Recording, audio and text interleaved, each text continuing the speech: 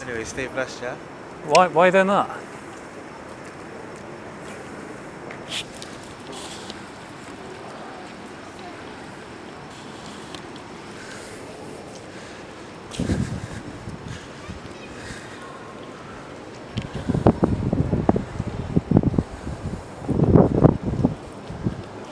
I bet there's someone around here filming that.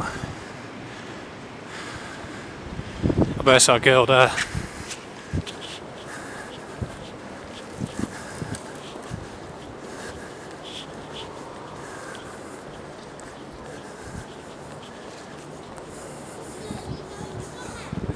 Were you filming that? No. Yeah, you were, weren't you? No. So why did you say no? Because you would have said what was I filming?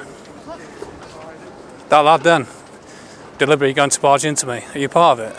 What? Yeah, right. It's one of them pranks, innit? You know exactly what I'm on about.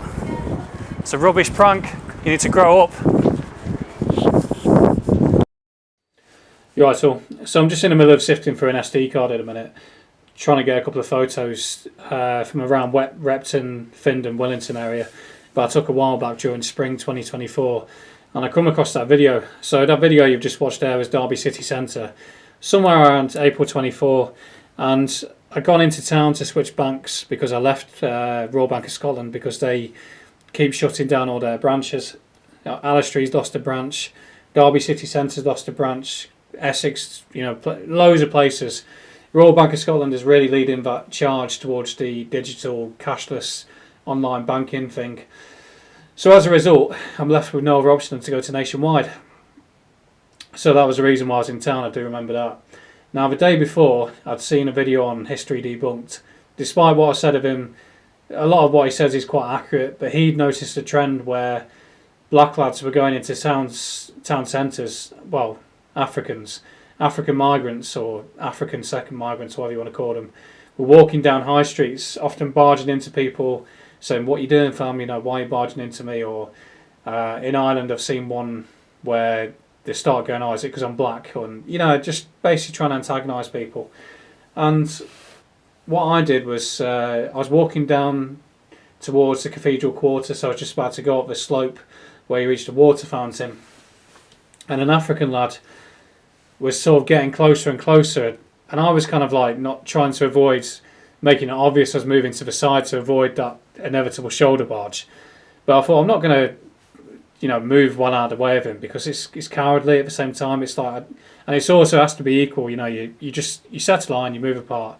But he made it quite obvious it was not what he intended. And as we got close, he took his earphone out and he goes, "What's that about? Why are you trying to barge into me?" And I flipped my camera straight onto record. And he looked down, because they're quite streetwise, has to be said. And he looked down, saw my camera, and then he smiled and turned around and walked off. I was genuinely quite confused about the whole situation.